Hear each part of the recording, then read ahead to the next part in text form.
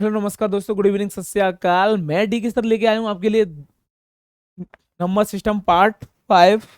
इसमें इसमें आपको पढ़ाया जाएगा, कल जो भी क्लास हुई थी उससे आगे का पढ़ाया जाएगा। इसमें मैंने आपको लास्ट में कल बताया था नंबर ऑफ जीरो निकालने के लिए। तो नंबर ऑफ जीरो के लिए कुछ क्वेश्चंस भी कराए थे मैंने आपको, है ना। तो नंबर ऑफ जीरो एक बार फिर देख लो कि किस तरीके से क्वेश्चन कराए थे। मैंने आपको नॉर्मल क्वेश्चन बताया था कि अगर नंबर ऑफ जीरो की बात करें, number of zero number of zero की बात करें कि जीरो की संख्या ज्ञात कीजिए दाईं ओर से। तो मैंने आपको कल की क्लास में बहुत अच्छे से एक्सप्लेन किया था कि 1 × 2 × 3 × 5 × डॉट डॉट 300 तक अगर मैं आपस में इनका मल्टीप्लाई करूं तो जीरो की संख्या कितनी होगी। तो ये मैंने आपको बहुत अच्छे से बता दिया था। इस वाले क्वेश्चन में आपको क्या किया था कि आपने क्या करना था कि 300 में 5 का भाग देना था, क्योंकि वो 5 मेरा नंबर एक ऐसा था कि वही जीरो किसी भी इवन नंबर से मल्टीप्लाई हो जाता है तो ये जीरो बना देता है। तो मैंने 5 का भाग दिया तो 60 बार, फिर 5 का भाग दिया 12 बार, फिर 5 का भाग देंगे तो 2 बार जाएगा, है ना। और जो रिमाइंडर बचता है उससे कोई मतलब नहीं है। इसको छोड़कर बाकी जितने भी कांस्टेंट बचेंगे उनको सबको जोड़ देते हैं। तो मैंने आपको कल बता दिया था 72 आएगा और 72 में 2 प्लस करें तो 74 आंसर हो जाएगा। तो जीरो की संख्या यानी कि शून्यों की संख्या अगर आप निकालेंगे तो शून्यों की संख्या आएगी तुम्हारी, कितनी आएगी इसमें, 74। तो ये वाला कंसेप्ट आपको बहुत अच्छे से बता दिया था मैंने, और ये आपको बखूबी आता होगा, है ना। अब आपको नेक्स्ट चलते हैं। कल मैंने एक थोड़ा सा एक और एग्जांपल देख लेते हैं। मैंने कल ये भी बता दिया था मैंने बताया था कि फैक्टोरियल 15 प्लस फैक्टोरियल 15 में शून्यों की संख्या बताइए। तो फैक्टोरियल 15 में आपको शून्य के कुछ नहीं करना पड़ेगा, वही अपना तरीका। 15 में पहले 5 के भाग देंगे 3 बार, अब नहीं जा रहा तो कोई समस्या वाली बात नहीं, इसको यही छोड़ देंगे तो यही आंसर हो जाएगा। तो इसका आंसर क्या हो जाएगा, 3। ये आंसर मैंने आपको कल बता दिए थे कि ये क्वेश्चन है ना। अब मैंने फिर माइनस वाले भी बताए थे तुम्हें, है ना। तो अंडूड में 26, ये वाला भी देख लो एक बार। देखो, मैंने ये भी बताया था आपको आंसर कि अंडूड में 15 प्लस अंडूड में 16 में शून्यों की संख्या बताओ, की संख्या। अब शून्यों की संख्या इस वाले क्वेश्चन में आप कैसे करेंगे, तो आपको मैंने बताया था सबसे पहले इसमें से कॉमन क्या लेंगे, अंडूड फैक्टर 15 कॉमन लेंगे तो 1 प्लस के 16 बचेगा। तो फैक्टर 15 में अभी थोड़ी देर पहले आपने निकाला तो कितना बचा था, इसमें कितने थे, 3 थे। और 16 एक 17 में कोई जीरो है, इसमें कोई एक भी जीरो नहीं है, तो 3 प्लस के जीरो, आंसर क्या हो जाएगा इसका, 3। तो इसका आंसर क्या कहलाएगा, 3। तो फैक्टर 15 प्लस के फैक्टर 16 में शून्यों की संख्या आप निकालेंगे तो इसका आंसर होगा 3, है ना। वो मैंने आपको कल बता दिए थे। अब नेक्स्ट क्वेश्चन चलते हैं इस पे। अब नेक्स्ट क्वेश्चन कैसे आते हैं इसमें, सबसे टफ से टफ क्वेश्चन कैसे आता है, कितना टफ बनाएगा, तो मैं आपको बता देता हूँ। फैक्टोरियल 1 की पावर फैक्टोरियल 1 प्लस फैक्टोरियल 2 की पावर, मल्टीप्लाई है, सॉरी मल्टीप्लाई है इसमें, मल्टीप्लाई फैक्टर 2 की पावर फैक्टर 2, मल्टीप्लाई फैक्टर 3 की पावर फैक्टर 3, मल्टीप्लाई फैक्टर 4 की power factor 4, multiply dot dot dot dot multiply 10 factor की पावर फैक्टर 10 में शून्यों की संख्या बताओ। नंबर ऑफ जीरो काउंट करने हैं, शून्यों की संख्या बताओ, शून्यों की संख्या बताइए भाई। मैं शून्यों की संख्या आपको काउंट करनी है, बताएं। तो ये मैंने बहुत अच्छे से बता दिया था आपको कि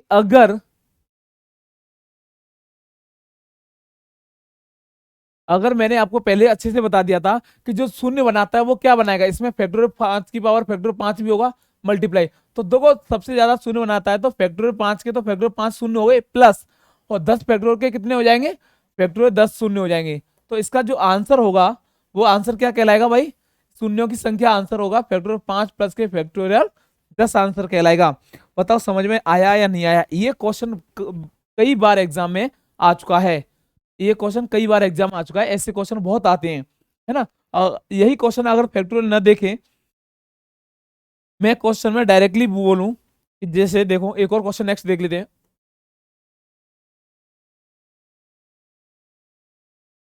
चलो, 1 की पावर 5 मल्टीप्लाई 2 की पावर 5 मल्टीप्लाई 3 की पावर 5 मल्टीप्लाई 4 की power 5 multiply dot dot dot 30 की पावर 5 में दाईं ओर से शून्यों की संख्या, शून्यों की संख्या बतानी है। 1 की पावर 5 मल्टीप्लाई 2 की पावर 5 मल्टीप्लाई 3 की पावर 5 मल्टीप्लाई 4 की power 5 multiply dot dot dot 30 की पावर 5 में शून्यों की संख्या ज्ञात कीजिए।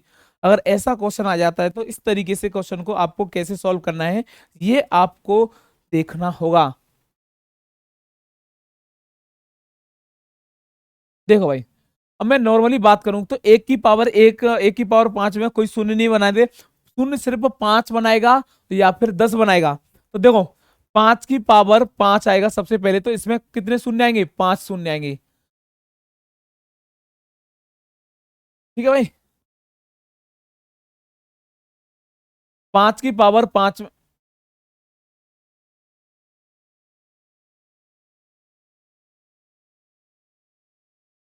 5 की पावर 5 में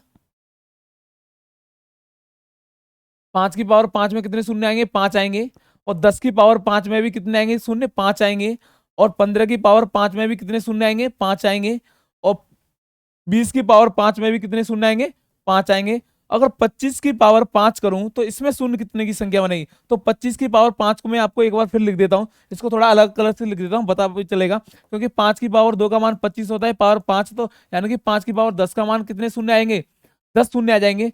लास्ट वाला है 30 की पावर 5 में कितने शून्य आएंगे, 5 शून्य आएंगे। तो मैंने सबको जोड़ के देखा, तो सबको जोड़ के देखा, 5 का 1 2 3 4 5, 1 2 3 4 5, 25 और 10 35। तो इसका आंसर क्या आएगा, 35। शून्यों की संख्या कितनी कहलाएगी, 35 शून्यों की संख्या होगी।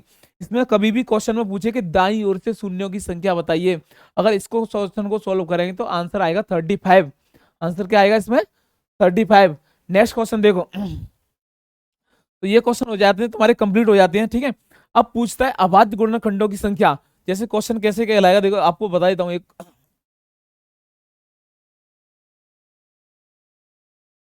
अभाज्य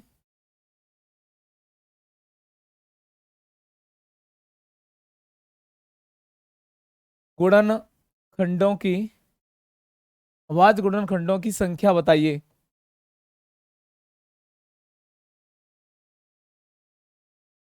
the number of prime factor, ये पूछेगा the number of prime factor, यानी कि अभाज्य गुणनखंडों की संख्या कितनी है। मैं आपको क्वेश्चन लिखूंगा, उसमें आपको डायरेक्टली बताना है कि इसमें अभाज्य गुणनखंड कितने हो सकते हैं, प्राइम फैक्टर कितने होते हैं। फिर आगे चल के मैं वो भी बताऊंगा कि इवन फैक्टर कैसे होता है, ऑड फैक्टर कैसे होता है, प्राइम फैक्टर कैसे होता है, ये सारे फैक्टर्स बताएंगे। सबसे पहले आपको यही देखना है।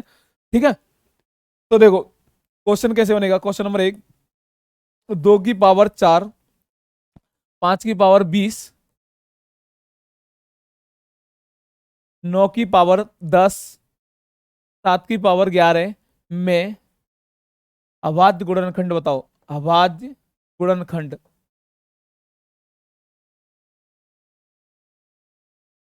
बताओ भाई, अभाज्य गुणनखंड बताने भाई, इसमें जल्दी आंसर बताएं। मैम?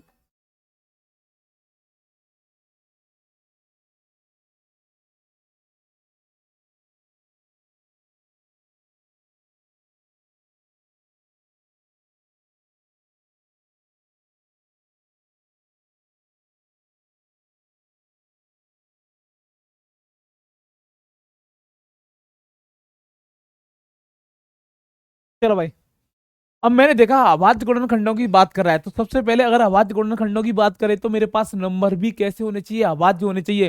अब मैंने देखा इसमें नंबर अभाज्य कैसे क्या होने, तो ये अभाज्य है, ये अभाज्य है, ये अभाज्य है। क्या 9 अभाज्य गुणनखंड है ये वाला, तो इसे भी अभाज्य में चेंज करने के लिए हम क्या करेंगे, इसे हम 3 की पावर 2 की पावर 10 लिख देंगे। इसे हम क्या लिख देंगे, तो एग्जैक्ट में देखा जाए तो हम इसे क्या लिख सकते हैं, 3 की पावर 20 लिख सकते हैं। हम क्या लिख सकते हैं इसे, 3 की पावर 20 लिख सकते हैं, क्या नहीं लिख सकते हैं। तो 3 की पावर हम 20 लिख सकते हैं। तो इसको सॉल्व करना है, तो देखो 2 की पावर 4 मल्टीप्लाई 5 की पावर 20 मल्टीप्लाई 3 की पावर 20 मल्टीप्लाई 7 की पावर 11 है। अब प्राइम फैक्टर निकालने हैं, ठीक है।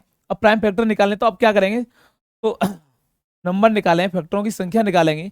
तो आपको कुछ नहीं करना है, इन सबको जोड़ दो, 4 प्लस के 20 घातों को जोड़ना पड़ेगा, 20 प्लस के 11, तो 20 20 40, 50 51, 51 और 4 55 आंसर होगा। तो इसका आंसर क्या होगा, अभाज्य गुणनखंड कितने आएंगे इसमें आंसर, 55 आंसर होगा।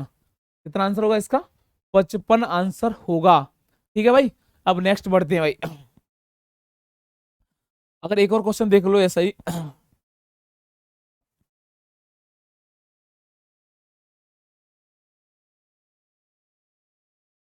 ठीक है, आंसर क्या आएगा इसका, 55 आंसर होगा। आंसर क्या लगेगा इसका, 55 आंसर होगा। चलो भाई, अगर क्वेश्चन आए कि 12 की पावर 15 गुणा 17 की पावर 20 गुणा 16 की पावर 10 मल्टीप्लाई 27 की पावर 11 में अभाज्य गुणनखंडों की संख्या बताओ। गुणनखंडों की संख्या बताओ। अभाज्य गुणनखंडों की संख्या बताओ भाई, ऐसे क्वेश्चन बहुत आता है। ठीक है भाई, बताओ भाई, ऐसा क्वेश्चन आता है तो इसका आंसर क्या बताएंगे आप लोग।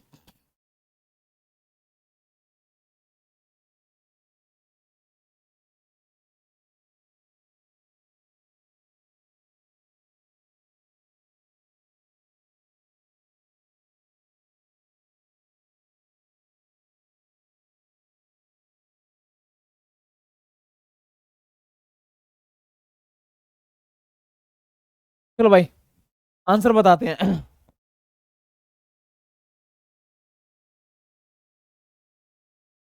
हाँ, चलो।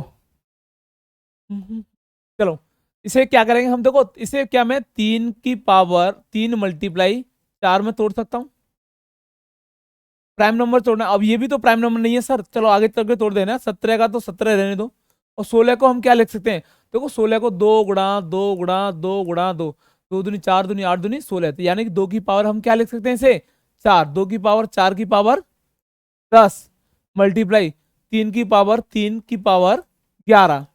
अब मैंने प्राइम फैक्टर तो इसमें 4 और बचा रहे, तो इसे हम क्या लिख सकते हैं, 2 की पावर 15, इसे 2 की पावर 2 लिख सकते हैं ना, 4 को हम क्या लिख सकते हैं, 2 की पावर 2, 2 की पावर 2 यानी कि 2 की पावर 30 हो जाएगा ये, मल्टीप्लाई 7 की पावर कितना आ जाएगा 20 गुणा 2 की पावर 40 और 3 की पावर 33। तो आपको डायरेक्टली आंसर निकालना है, तो कुछ नहीं करना पड़ेगा इसमें। चलो, इसमें आंसर के लिए हम क्या करेंगे, संख्या निकालने के लिए, फैक्टरों की संख्या निकालने के लिए हम क्या करेंगे, 15 प्लस के 30 प्लस के 20 प्लस के 40 प्लस के 33, सबको जोड़ दो आंसर आ जाएगा। ठीक है भाई, तो 30 45 20 20 60 30 90 90 तो 105 और 138, तो आंसर क्या हो जाएगा, 138 आंसर हो जाएगा। क्या कहलाएगा, 138 आंसर कहलाएगा। नेक्स्ट देखो भाई, क्वेश्चन नंबर 8 वाला पेज देखो। अब इसमें आपको बताएंगे डिविजिबिलिटी वाला रूल, यानी कि विभाज्यता पढ़ाएंगे आज।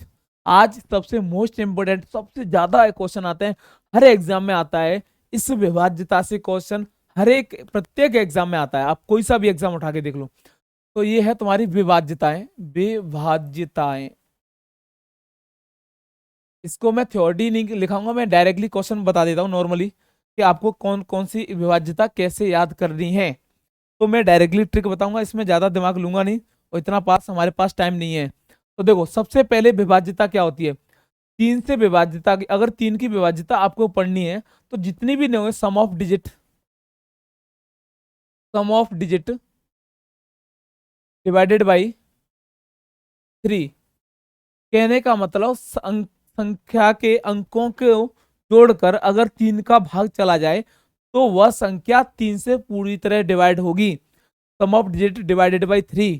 ठीक है, तो अगर मैं बात करूं 9 की, तो 9 की भी ऐसे ही है, सम ऑफ डिजिट डिवाइडेड बाई 9। तो 9 की विभाज्यता क्या है? अगर जो संख्या के अंकों को जोड़कर 9 का भाग चला जाए तो वह संख्या भी कैसे होगी? 9 से डिवाइड हो जाएगी। अब आते हैं 27 के लिए। सम ऑफ डिजिट डिवाइडेड बाई 27। तो 27 की विभाज्यता भी क्या कहलाएगी? अगर अंकों को जोड़कर 27 का भाग चला जाता है तो वह संख्या पूरी तरह 27 से डिवाइड हो जाएगी। अब बात करते हैं 81 के लिए। तो इसमें क्या होता है? सम ऑफ डिजिट, सेम क्वेश्चन है भाई, डिजिट डिवाइडेड बाई 81। तो ये भी संख्या किससे कहलाएगी? 81। तो आपको ये चारों संख्याएं आपको याद होनी चाहिए। कौन कौन सी? 3 वाली, 9 वाली, 27 वाली, 81 वाली। इसमें क्या है कि अगर कभी भी बात करें कि 3 की विभाज्यता का नियम क्या होता है, यह यदि अंक संख्या के अंकों का योग 3 का भाग चला जाता है तो वह संख्या पूरी तरह 3 से डिवाइड हो जाएगी। अगर 3 का अगर 3 का भाग नहीं जाता है तो वह संख्या पूरी तरह डिवाइड नहीं होगी, है ना भाई? तो कहने का मतलब, अब 9 की बात करें, संख्या के योग में 3 का भाग चला जाता है तो वह संख्या 9 से डिवाइड होगी। अगर 9 का भाग नहीं जाता तो नहीं डिवाइड होगी। क्वेश्चन नंबर नेक्स्ट देखते हैं। फॉर एग्जाम्पल,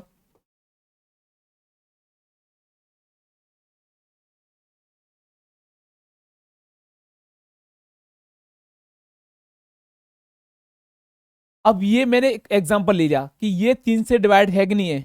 अगर ये 3 से डिवाइड जब ही होगी जब इनके अंकों को जोड़कर 3 का भाग चला जाएगा तो ये संख्या 3 से डिवाइड होगी, वरना ये 3 से डिवाइड नहीं होगी। 3 से विभाज्य है या नहीं?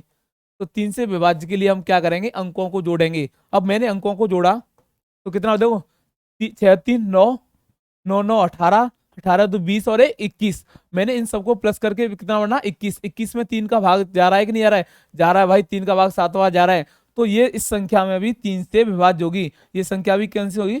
3 से विभाज्य होगी। अब इस पे क्वेश्चन कैसे बनेगा वो आपको मैं नेक्स्ट क्वेश्चन देखता हूँ। अब क्वेश्चन कैसे बनना है तो देखो, क्वेश्चन कैसे बनेगा देखो।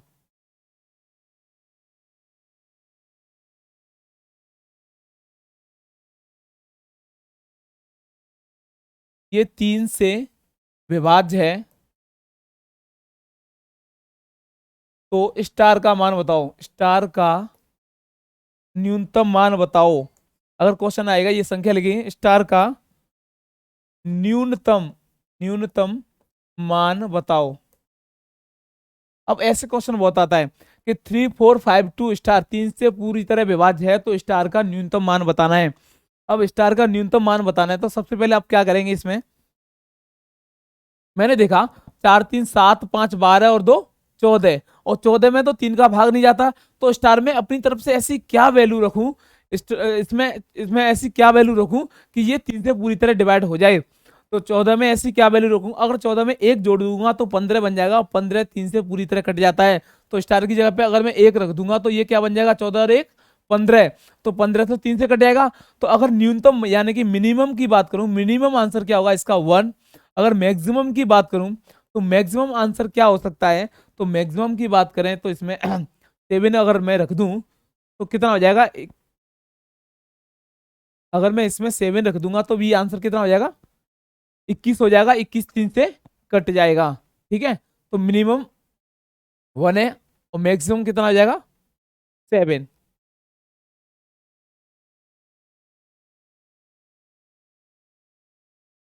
ठीक है भाई, तो मैक्सिमम आंसर 7 होगा, मिनिमम आंसर क्या हो जाएगा? 3। तो अब नेक्स्ट आ जाओ। तो देखो, ये वाली कंडीशन हर किसी में चारों में लगेगी। कौन सी वाली में? 3 से विभाज्य में ऐसा ही क्वेश्चन देगा, 4 से विभाज्यता का ऐसा ही क्वेश्चन देगा, 5 की विभाज्यता का भी ऐसा ही क्वेश्चन, सॉरी, 3 से 3 9 27 81, चारों में यही रूल लगने वाला है ना। आगे देखते हैं।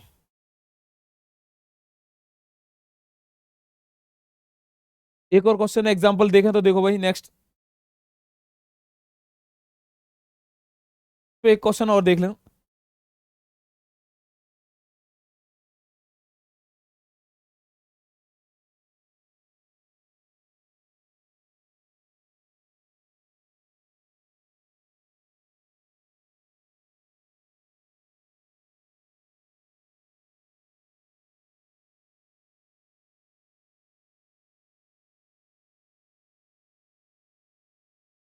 96532 स्टार 9 से विभाज्य है तो स्टार का न्यूनतम मान ज्ञात कीजिए। अगर बात करें अब 9 की विभाज्यता, मैंने आपको पहले ही पढ़ा दिया है कि अंकों को जोड़कर अगर 9 का भाग जा रहा है तो यह संख्या 9 से विभाज्य होगी। अगर अंकों को जोड़कर 9 का भाग नहीं जा रहा है तो यह संख्या 9 से डिवाइड नहीं होगी। तो आपको सॉल्यूशन कैसे करना है देखो। तो मैंने देखा, तो 9 6 15, 15 5 20 और 3 23 और 2 25। 25 में ऐसा क्या जोड़ूं कि 9 से कट जाए? ठीक है भाई, 25 में ऐसा क्या जोड़ूं कि 9 से कट जाए? तो 9 का टेबल पड़ा, 9 × 1 = 9, 9 × 2 = 18, 9 × 3 = 27। तो दो ज्यादा, दो जोड़ना पड़ेगा, तो स्टार की जगह पे क्या रखूंगा हम? दो। तो स्टार की जगह हम क्या रखेंगे? दो रखेंगे। तो 25, 25 और 2 27, 9 से कट जाएगी। तो स्टार का आंसर क्या आ जाएगा? दो आंसर हो जाएगा। क्या आंसर होगा इसका? आंसर दो। नेक्स्ट व्यवस्था देखते हैं भाई। नेक्स्ट देखते हैं। अब इसमें क्या बोला था? अब पांच, पांच की विभाज्यता का नियम मैंने आपको बताया था कि या तो लास्ट में 0 और 5 आए तो वो कटेगी। 25 के लिए 25 के और 2 जीरो आने चाहिए, तो 125 के। चलो भाई, पांच की विभाज्यता का नियम कभी पढ़ाते नहीं लोग, मैं पढ़ा देता हूँ एक बार देखो। पांच की विभाज्यता का नियम क्या होता है? या तो लास्ट में लास्ट डिजिट,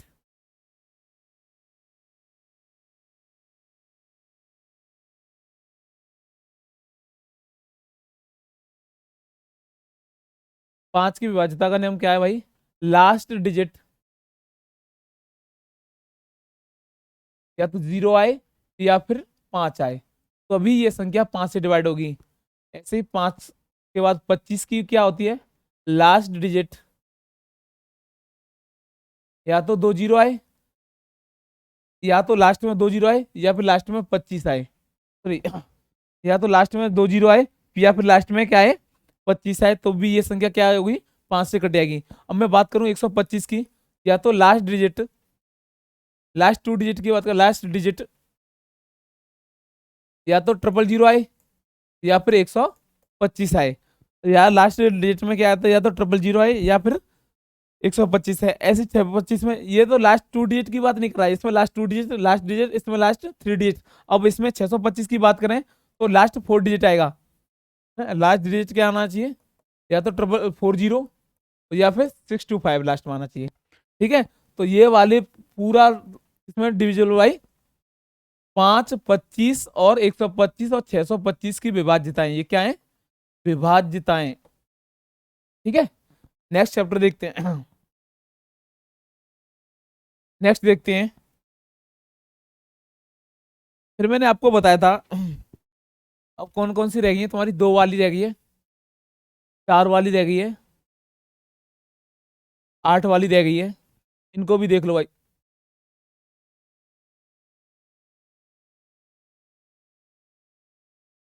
दो वाली तो लास्ट में क्या था? या तो लास्ट में last two digit, sorry last digit या तो दो से डिविजिबल हो या फिर लास्ट में जीरो आए। हमेशा दो से, अगर कभी जब भी संख्या कटेगी या तो लास्ट में क्या होना चाहिए?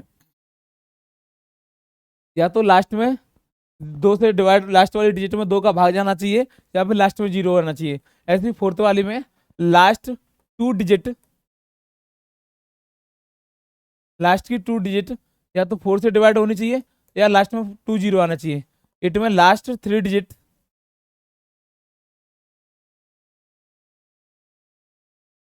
8 से डिवाइड होनी चाहिए या फिर लास्ट में 3 जीरो आना चाहिए। तो ये विभाज्यता होती है तुम्हारी, 8 की विभाज्यता है।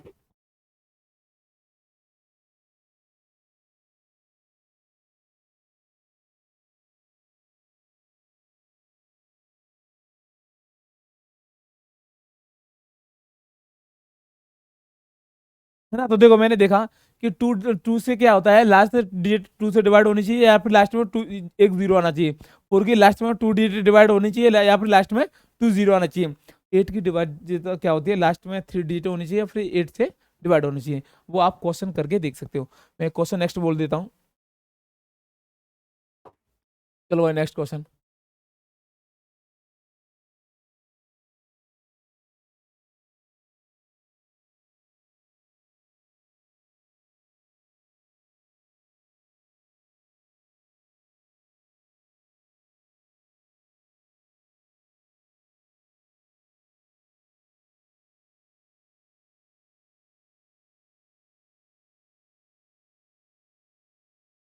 देखो भाई 36252 स्टार 4 से विभाज्य है तो स्टार का न्यूनतम मान ज्ञात कीजिए।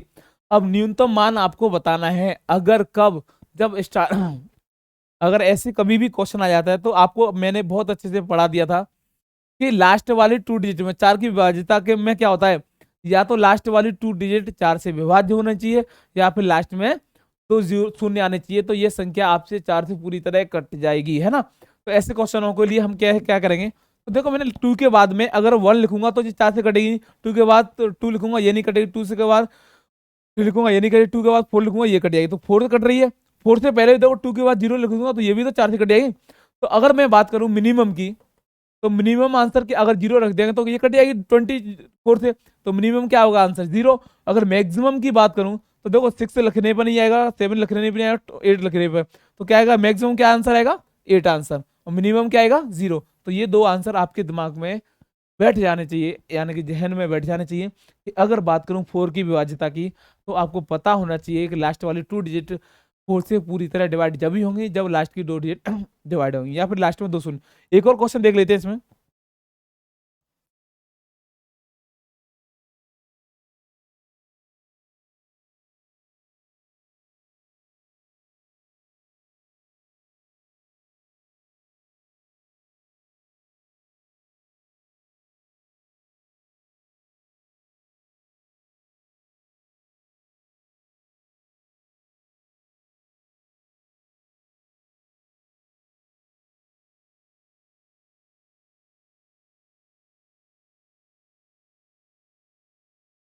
हाँ 3 8 4 6 7 1 स्टार 4 से विभाजित तो स्टार का न्यूनतम मान बताइए।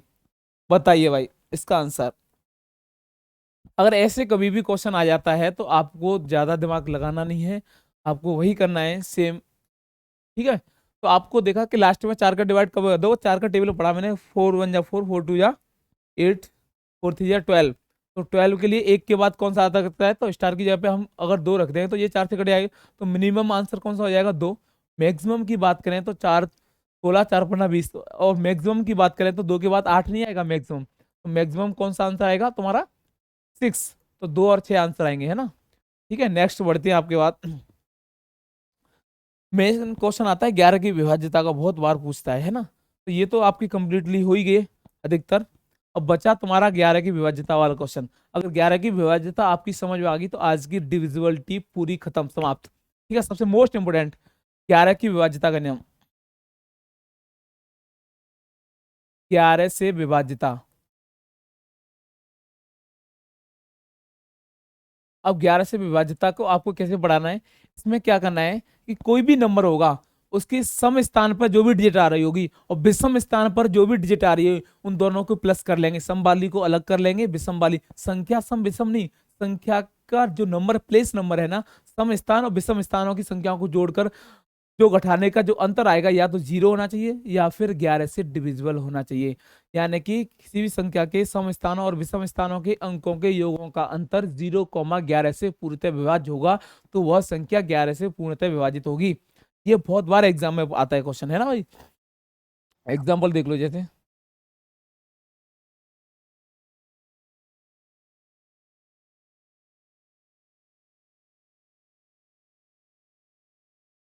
11 से पूर्णतः विभाजित है,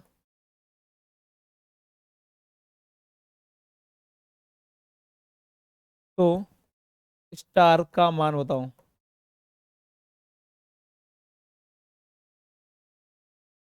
ठीक है, अगर ऐसे कभी भी क्वेश्चन आ जाता है तो देखो मैंने बोला, देखो ये पहला स्थान है, ये दूसरा स्थान है, ये तीसरा चौथा पांचवा छठवां, तो सम स्थान है, यानी कि पहले के साथ तीसरा जोड़ूंगा, इसके साथ ये जोड़ूंगा, और इनके साथ ये जोड़ूंगा, इसके साथ ये जोड़ूंगा। ठीक है, तो इन दोनों का जो अंतर है या तो 0 आना चाहिए या फिर 11 से पूरी तरह विभाज्य होना चाहिए, तभी ये आंसर सॉल्व होगा, है ना भाई। तो मैंने देखा 7 3 10 6, 7 और 3 10 6 16, और 9 2 11, 11 में ऐसा क्या जोड़ूं कि 16 बन जाए, तो स्टार की जगह पे आपको क्या रखना पड़ेगा 5, तो ये भी कितना बन जाएगा 16। तो स्टार की जगह तभी तो 16 माइनस के 16 इजकल टू 0, तो या तो अंतर 0 आना चाहिए या फिर 11 से विभाजित, तो स्टार की मान क्या हो जाएगा भाई 5, तभी तो 16 इजकल टू 16 बराबर 0 होगा। ये बहुत ज्यादा बार बार क्वेश्चन आता है। एक वो और पढ़ लेते हैं, एल्जेब्रिक क्वेश्चन बहुत ज्यादा पूछता है इसमें। वो एक अलजेब्रा में पढ़ा दें। इफ यदि x प्लस 1/x बराबर 8 है तो एक्स स्क्वायर प्लस 1/x² का मान बताओ। ये बहुत बार क्वेश्चन पूछता है ऐसे क्वेश्चन। ये एल्जेब्रिक क्वेश्चन है बट इसमें भी कभी कभी दे ही देता है ऐसे क्वेश्चन, है ना। तो ऐसे क्वेश्चन कभी भी आते हैं तो आपको कैसे सॉल्व करना है ये देखिए। तो उसमें बेस्ट क्लास है ये आज की। आप डिविजिबिलिटी वाला हर एक प्रत्येक एग्जाम में एक क्वेश्चन आएगा, या फिर ये एल्जेब्रिक क्वेश्चन एक ना एक डालता है, क्योंकि नंबर सिस्टम को इतना हल्के में ना ले यहाँ पे, है ना। तो अभी नॉर्मल क्वेश्चन है, अभी आपको वो रहेंगे मेरे पास prime factor, even factor, odd factor. ये बहुत बार पूछता है कोई भी नंबर देके, है ना। तो उसको भी सॉल्व कराएंगे, पहले इसको एक बार सॉल्व कर लेते हैं ना। हम्म, चलो भाई। अगर ऐसे पहले तो मैं बेसिक तरीके से बता देता हूँ आपको कि आपने देखा कि x प्लस 1/x बराबर 8 दिया है।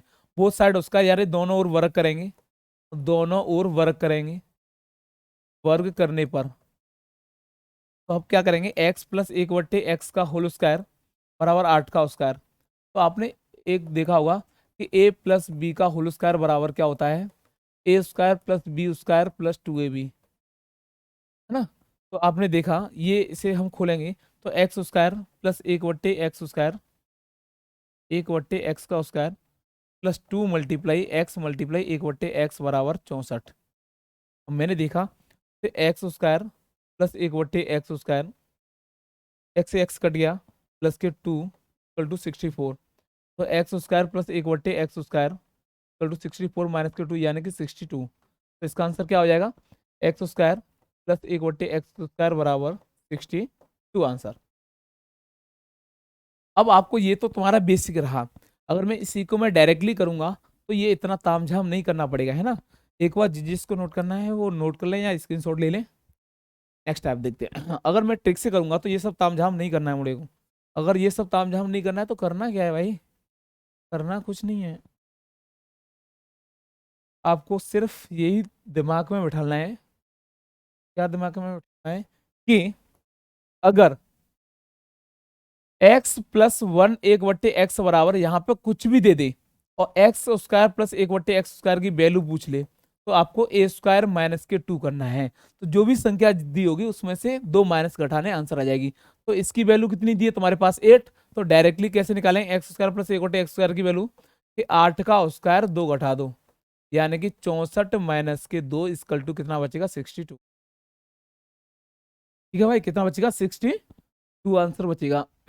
35 मिनट का खींचेंगे भाई, ज्यादा नहीं खींचेंगे। प्लस देखो ऐसे एक और क्वेश्चन देखो, यदि x प्लस 1/x बराबर 15 है तो एक्स स्क्वायर प्लस 1/x² की वैल्यू आपको फाइंड करनी है ना। बताइए भाई जल्दी से जल्दी क्वेश्चन। चलो, अगर ऐसा कभी भी क्वेश्चन आपने आए तो आपको मैंने अभी 2 मिनट पहले ही बताया कि कभी भी ऐसा क्वेश्चन आता है तो आप क्या करेंगे, एक्स स्क्वायर प्लस 1/x² की वैल्यू कैसे निकालेंगे, डायरेक्टली 15 का स्क्वायर कर दो और 2 माइनस कर दो, है ना। तो 225 माइनस के 2 यानी कि 223 आंसर। ठीक है। तो ये आपके दिमाग में बिल्कुल बैठ जाना चाहिए कि ऐसा कभी भी क्वेश्चन आता है तो इसमें दिमाग नहीं लगाना है हमें, और डायरेक्टली आप सॉल्व कर सकते हैं इस वाले क्वेश्चन को। ठीक है भाई। अगर मैं माइनस की बात की जगह पे सर प्लस कर देता तो क्या होता, तो आप -2 की जगह पे +2 कर देंगे तो आपका आंसर आ जाएगा। ठीक है भाई। एक और देख लेते हैं क्वेश्चन। जैसे अगर मैं बोलूं यदि x माइनस 1/x बराबर 7 है तो एक्स स्क्वायर प्लस 1/x² का मान बताओ। अगर ऐसा क्वेश्चन आ जाता है तो आपको क्या करना है, कुछ नहीं करना है इसमें। आप क्या करेंगे, तो अब मैंने बताया था कभी भी अगर ट्रिक देखनी है तो ट्रिक से आपको यही देखो कि x प्लस 1/x बराबर a दिया था, तो आपने क्या किया था, एक्स स्क्वायर प्लस 1/x² के लिए a स्क्वायर माइनस के 2, ये प्लस वाली के लिए थी। अब माइनस वाले के लिए ट्रिक क्या था, x माइनस 1/x बराबर जो भी दिया है तो एक्स स्क्वायर प्लस 1/x² की वैल्यू निकालेंगे आप, तो क्या करेंगे a² प्लस के 2। ये दोनों ट्रिक आपको याद करनी है। तो ये वाला आंसर दिया है, तो इसका आंसर हम कैसे निकालेंगे, x² प्लस 1/x² वर्ग की वैल्यू निकालेंगे, 7 का स्क्वायर प्लस के 2, यानी कि 49 प्लस के 2, तो कितना हो जाएगा 51। आंसर हो जाएगा 51, आंसर हो जाएगा भाई, है ना। ठीक है सर, क्लासेस में आपका स्वागत है भाई सब लोगों का। जल्दी से जल्दी शेयर करें, लाइक कमेंट शेयर करना ना भूलें, सबसे ज़्यादा शेयर करें, जितना शेयर हो सके उतना शेयर करें, और लाइक कमेंट जरूर करें। आपको क्लास कैसी लगी, कैसा पसंद आया क्लास, तो नेक्स्ट क्लास में आगे बढ़ेंगे हम लोग। आज के लिए इतना ही काफ़ी है। Thank you for watching my videos.